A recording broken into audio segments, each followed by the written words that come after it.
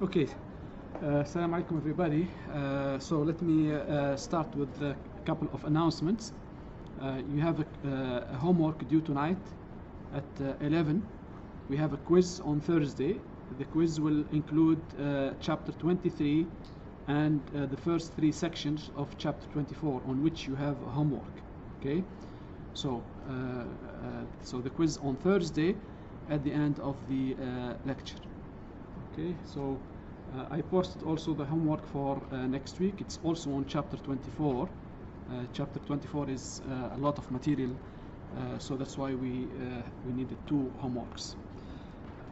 Okay, so let me remind you of what we have introduced last time.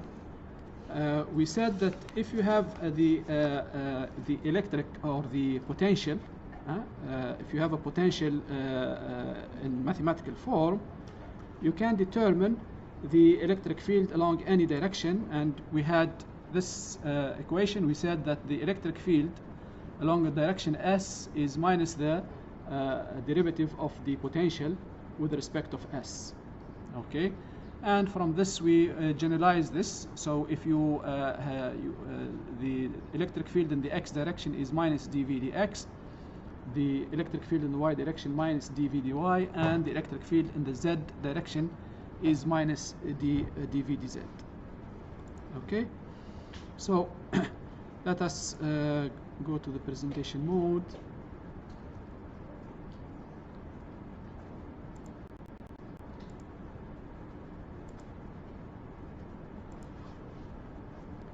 Okay, so we know that the potential difference delta V is obtained by minus the integral of E, the electric field vector, dotted with the displacement ds.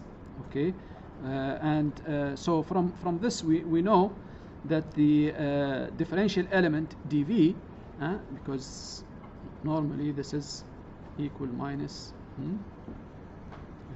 So let's see here. Yes, so this is minus dV. So the element dV is minus EDS. Sorry, this is plus. Okay. The element or the differential element dV is minus E dotted with ds. Okay. So if the electric field has only x component, Ex, like in uniform field, if you have a uniform field like we are showing here, okay, so the electric field in this case is in this direction.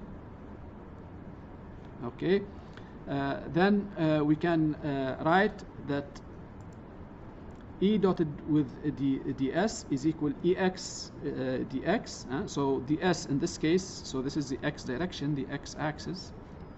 Okay, so we can write it in magnitude form, because the electric field is along the x direction, and ds is equal to dx.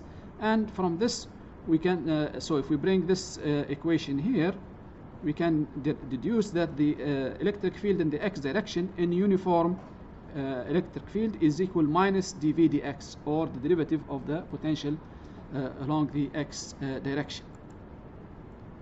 Okay, let's take another example. So let's take, for example, the case of a point charge Q.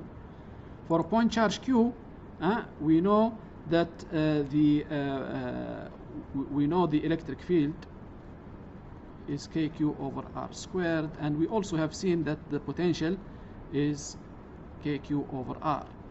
Okay, so if we write dV, which is equal minus EDS, the electric field in this case is varying along the radial direction, so we can take ds along any direction like this. So this is equal to dr.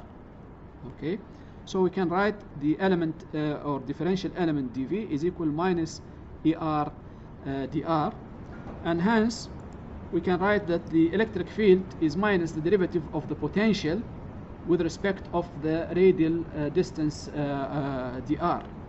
So minus dV dr, and if we put this, so this is er here, so this is equal minus the derivative with respect of r of kq over r, and the derivative of 1 over r is so 1 over r squared. So this is, we get this is going to be, or minus 1 over r squared, we get kq divided by r squared.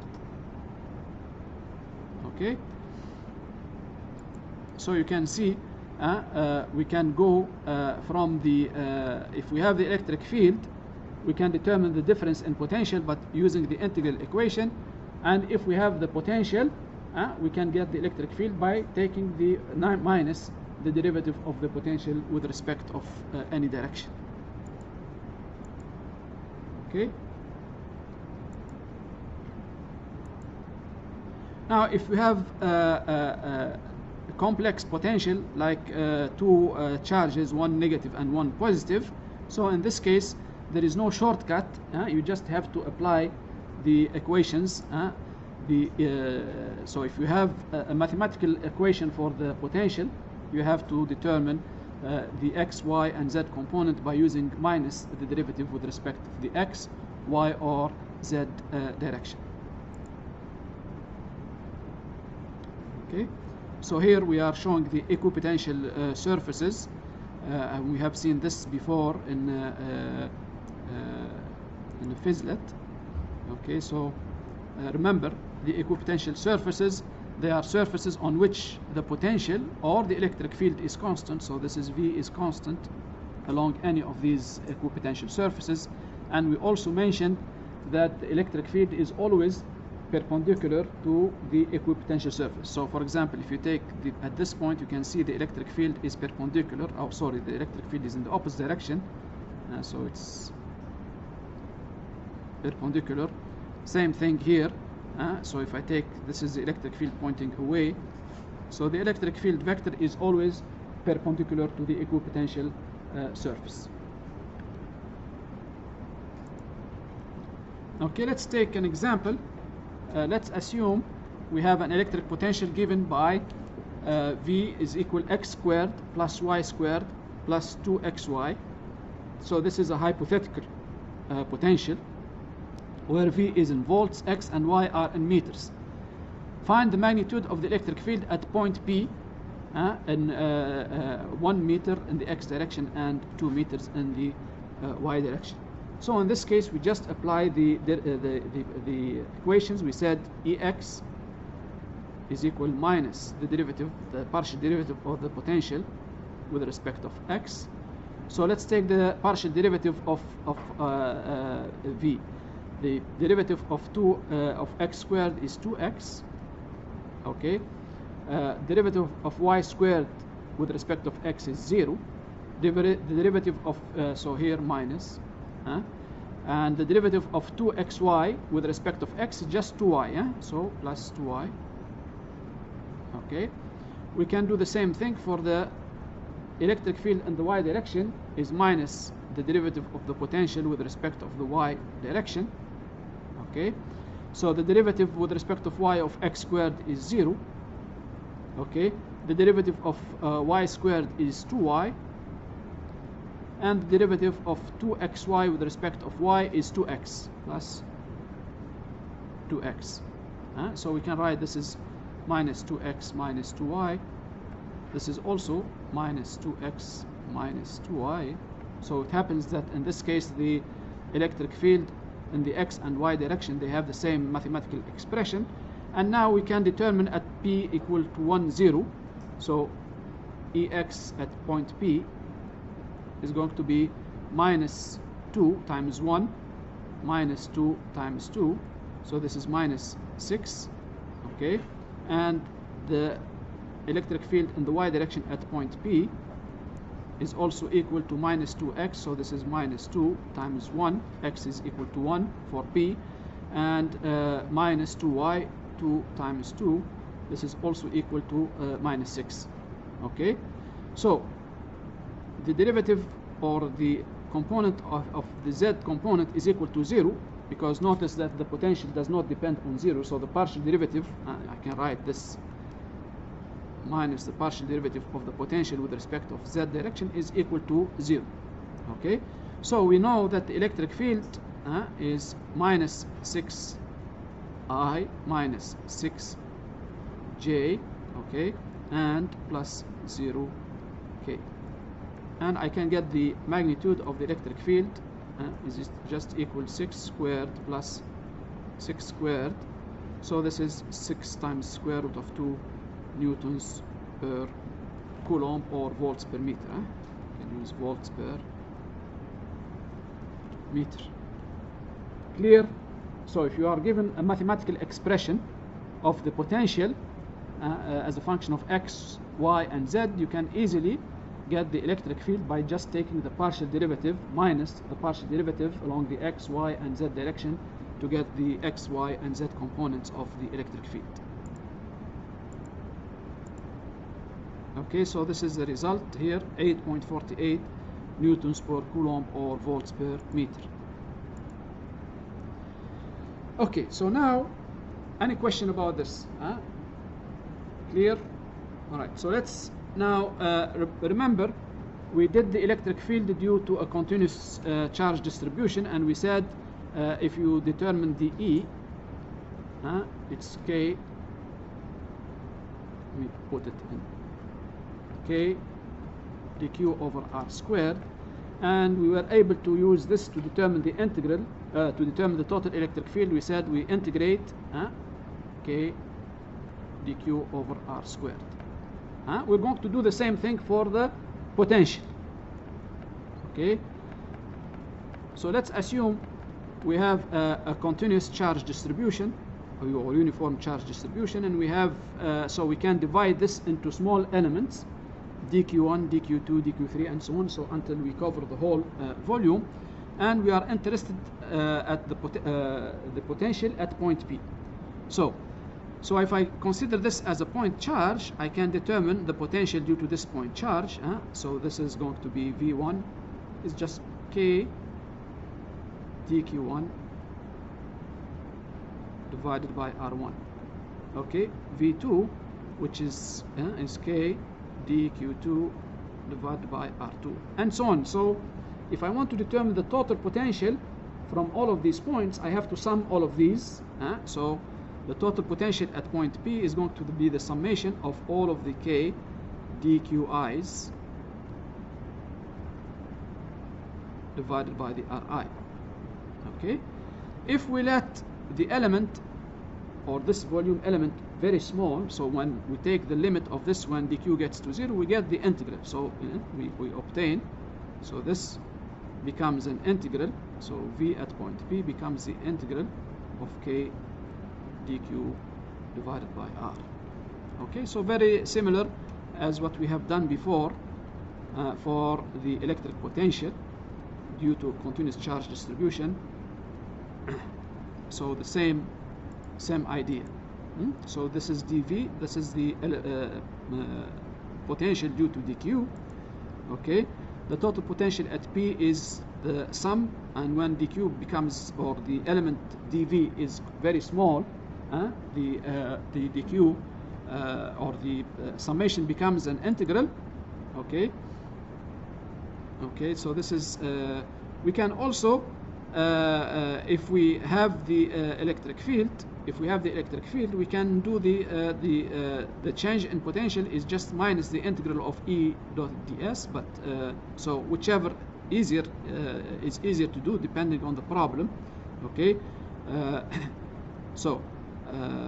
sometimes it might be easier to do the Gaussian surface and determine the electric field, and from the electric field do the integral minus E dot ds to get the difference in potential.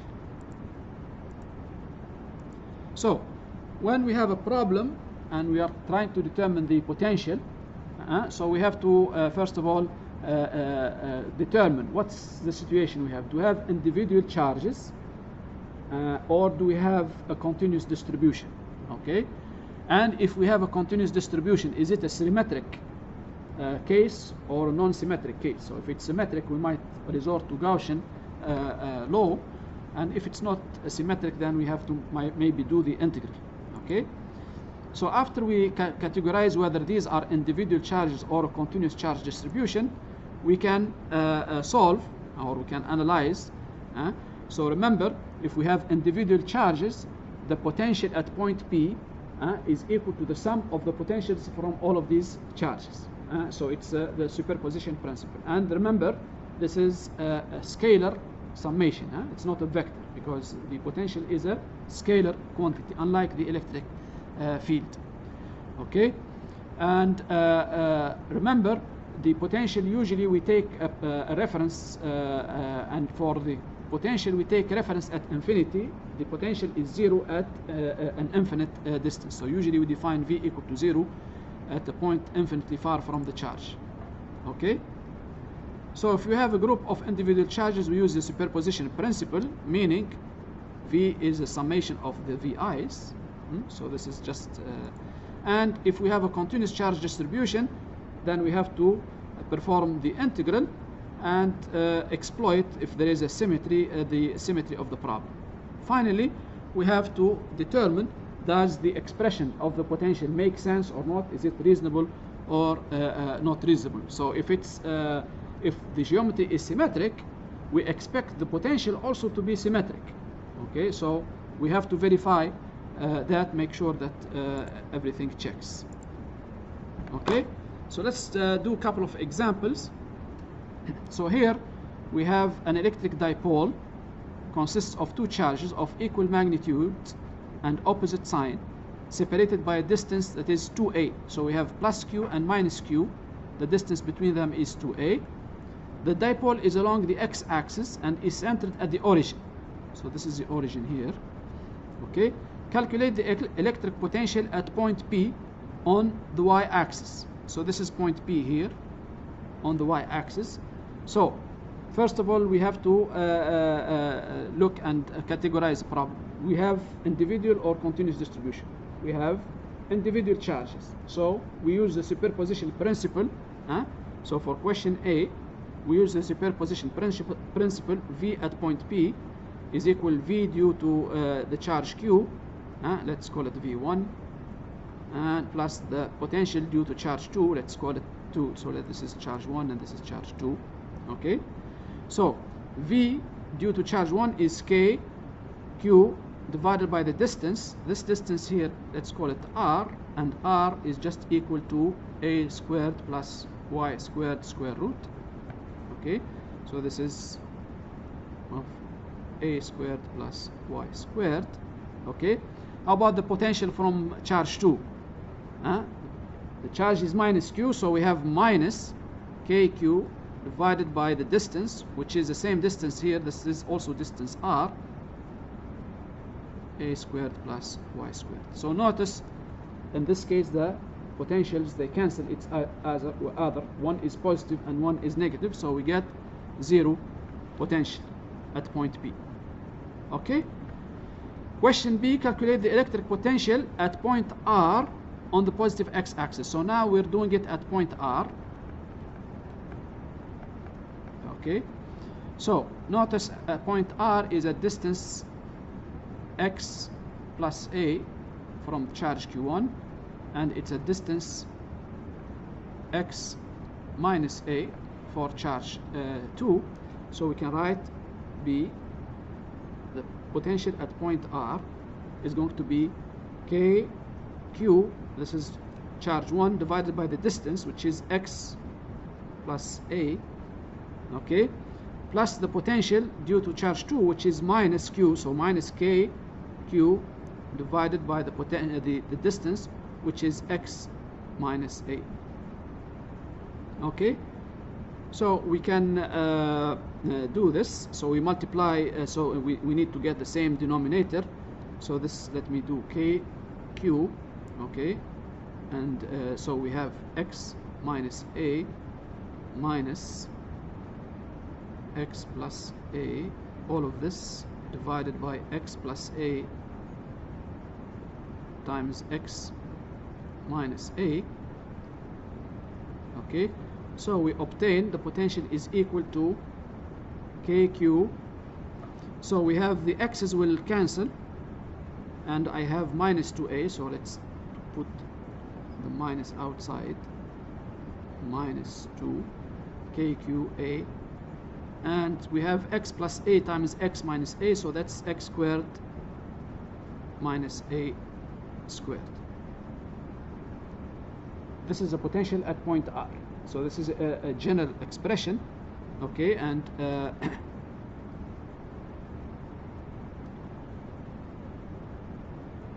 okay. So the next question is calculate the potential V and the electric field at point on x-axis far from the dipole. So far from the dipole, that means x is much larger than A. So x is much larger, so the point C. For x much larger than A, the potential simplifies VR.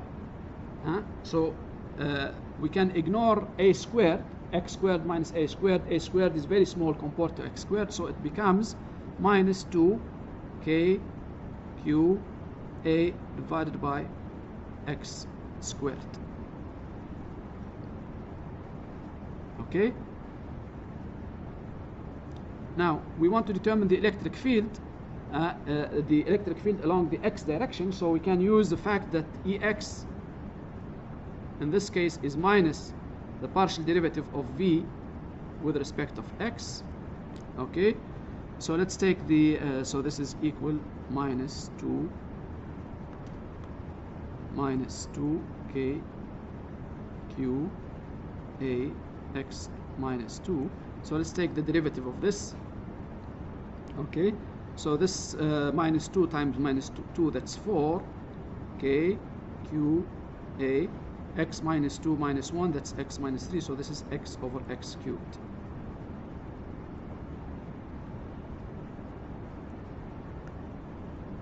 So this is the expression of the electric potential versus as a function of distance x as we get far away from the this dipole. So this is the condition here. X has to be much larger than A. All right, clear? Example is clear. So we don't have individual points or values, but we can replace the values. But notice what is interesting here is the potential. I think this is the first time we see this. Due to a dipole is a function of 1 over x cubed. We have never seen this before. For a point charge, we had E is equal kq over x squared. Okay, and yeah, so what did we do also? We did it also, yes? It disappeared. You have minus 2 when you take the derivative, minus 2.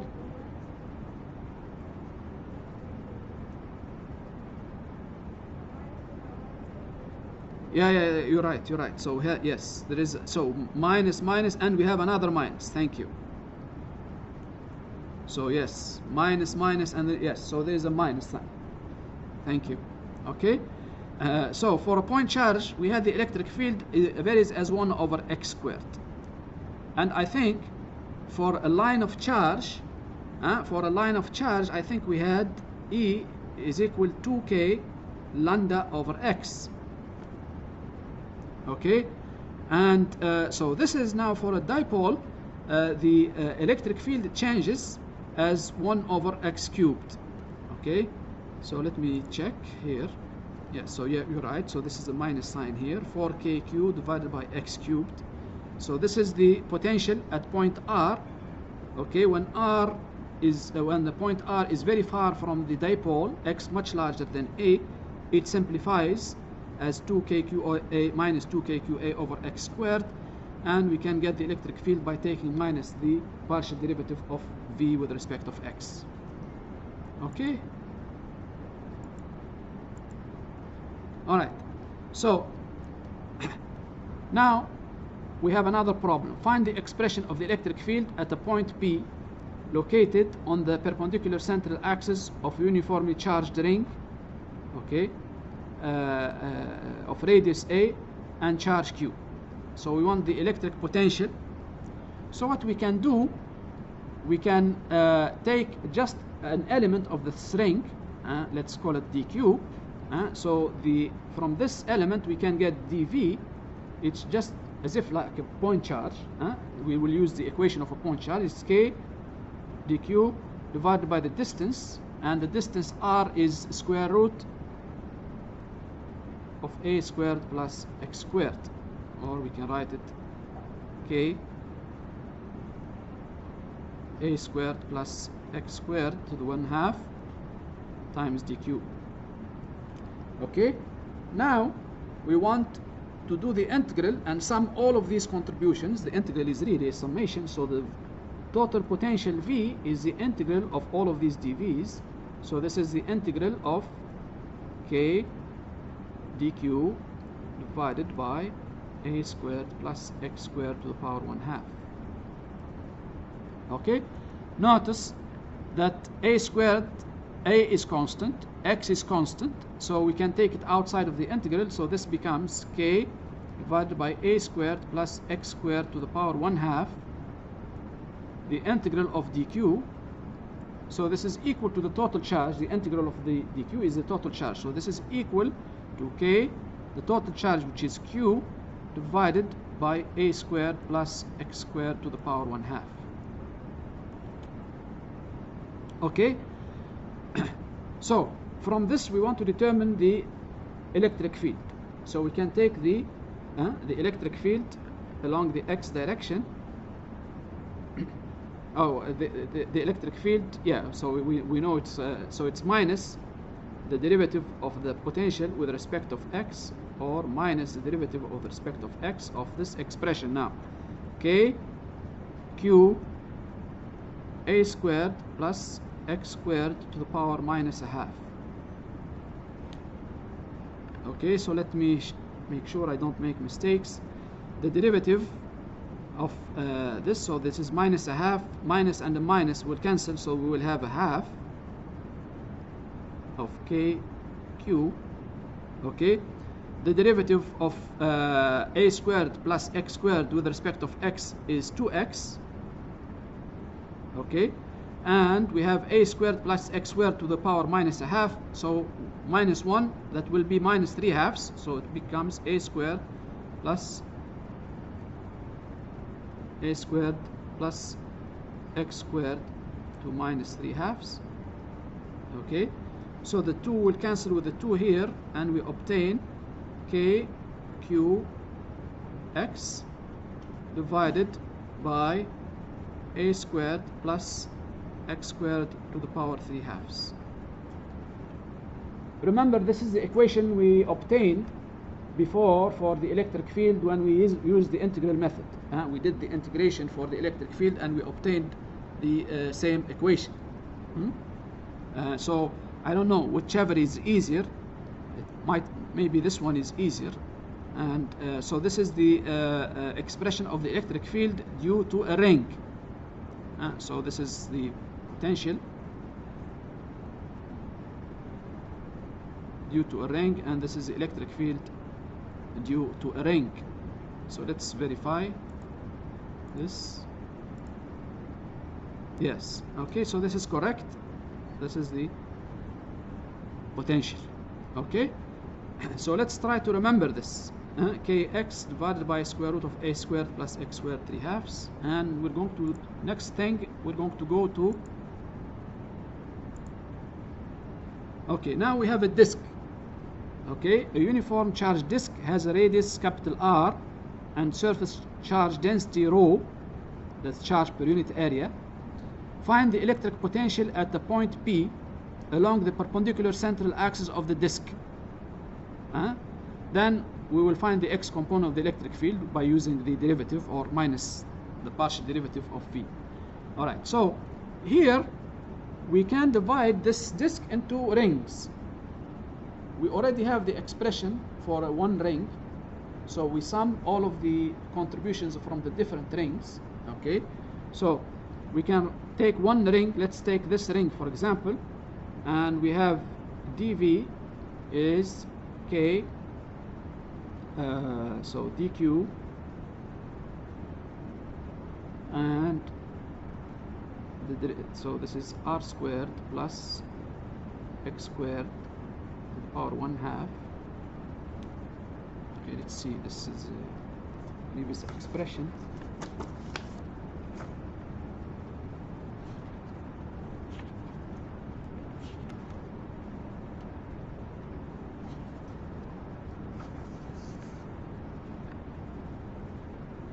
Okay, so dq, the charge dq from this ring, we can obtain if I multiply the area of the ring times the so the dq in this case is equal to the charge per unit area rho times the area of the ring. The area of the ring is 2 pi r, the circumference, times dr. So 2 pi r is the circumference, and when you multiply it by dr, it will give you this area. So this is 2 pi r dr. Okay, so now we can get the total. So let me write this. dv is k times 2 pi r dr times rho. So this is divided by r squared plus x squared to the power 1/2. Okay, so now we can determine the potential is the integral of all of this. So this is the integral of, let me take the constants outside the integral, k sigma pi and 2r dr divided by r squared, sorry, this is yes, r squared, yes, r squared plus x squared to the power 1/2. Notice 2r dr is the derivative of r squared, and we have an equation that says the integral of dx x to the power m, capital, this is capital X, not the other x, is equal x m minus 1 divided by m minus 1. Correct? Okay, so here my capital X is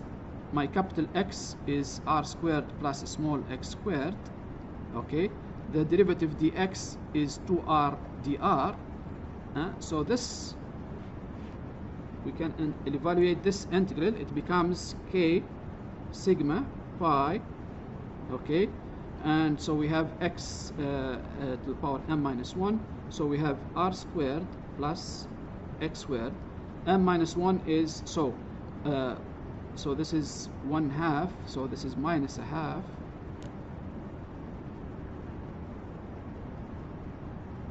Yes, is it? So xm minus 1, so m is 1/2, yeah, so this is correct. Time divided by m minus 1, so this is divided by minus 1/2. Okay, and we evaluate this between 0, so this is between 0 and capital R, between 0 and capital R. So let's see.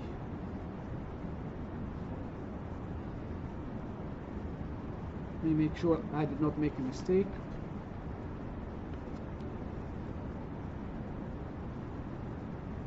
Yes, so minus 1/2, 2r, yes,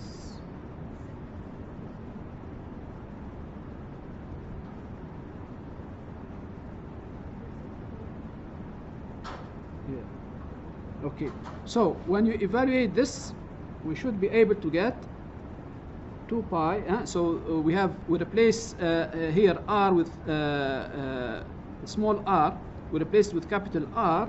Okay, and then we replace it with 0, and then we obtain the following equation. It becomes 2 pi k rho times r squared plus x squared to the power 1/2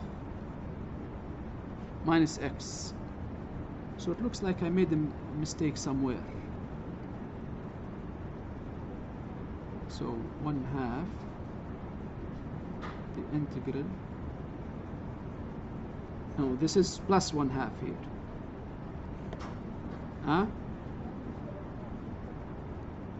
plus 1/2, yes, and yeah, so, and I really should oops, yeah, so this is plus 1/2, here 1/2 and 1/2. Okay, so this is the expression of the potential due to a disk. Okay, and now we can determine the electric field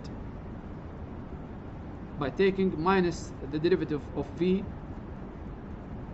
with respect of x, and when you do that you find that the so you take the derivative of this expression and you should be able to get 2 pi k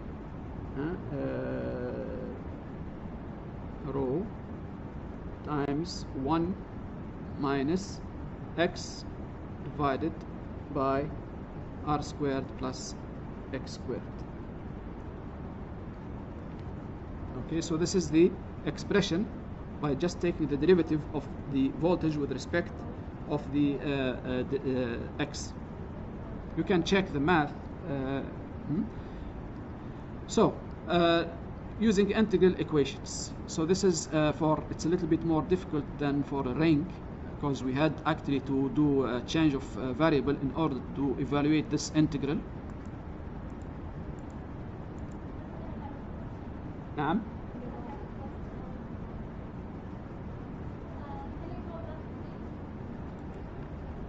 Previous.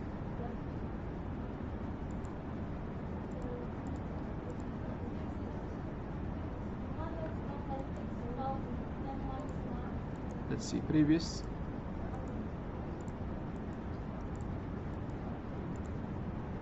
Yes.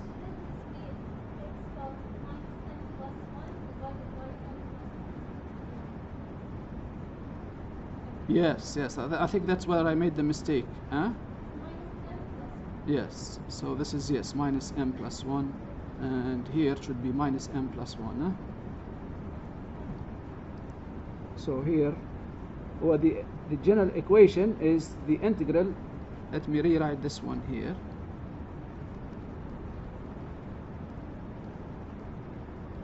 Let me clean it up. So here, use another color. So the integral of u to the power n du is equal u to the power n plus 1 divided by n plus 1. Okay, and so in this case n is minus 1/2, n is minus 1/2, and u is actually equal to r squared plus x squared. This is what I should have used. Okay, so you follow the steps, you should be able to get this, and you evaluate it between 0 and r, you get this value. Thank you. All right. So next, yes, so this is the integral here that we used, and this is the potential. This is the derivative of the potential minus the derivative of the potential with respect of x. All right, so here we can do the same thing for a rod. Okay, so the element of the rod, let's take the element dx, and we want to determine the potential at point P, and point P is along the y-axis. So we can write dv is k dq divided by r squared, by r, sorry, and r in this case is k dq divided by, so this is x squared plus a squared to the power 1/2. Okay, so this is the hypotenuse of a rectangle with sides x and a.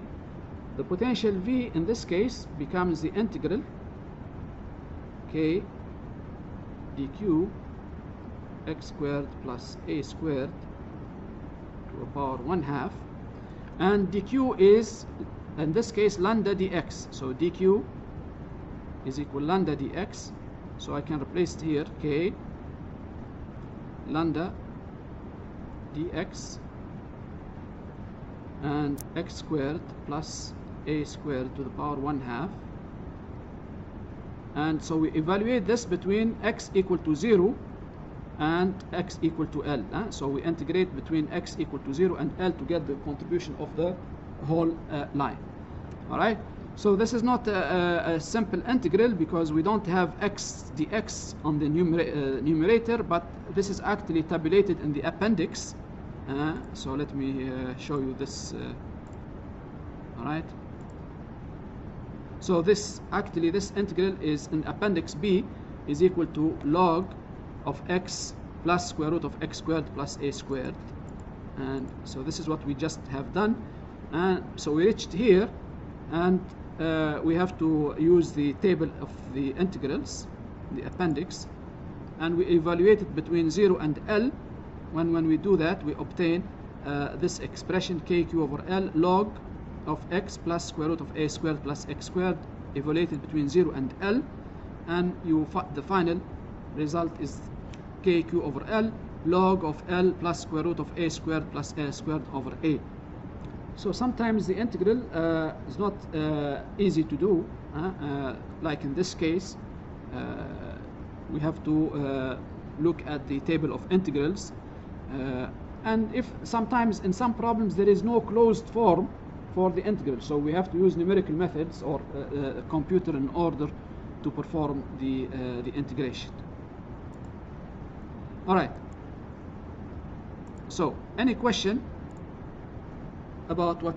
So this is very similar to what we have done before when we had determined the electric field from a continuous charge distribution. If we want to determine the potential from a continuous charge distribution, we can do the integral of the k dq over r, not over r squared. For the electric field, we did k dq over r squared. In this case, it's k dq over r, where r is the distance between the element dq and the point. If the integral is easy to perform in certain situations, you should be able to do it, like for the ring, for example, or the disk. In some cases, you have to resort to a table of integrals. Okay, let me go to the next section. Okay, and go to presentation mode again.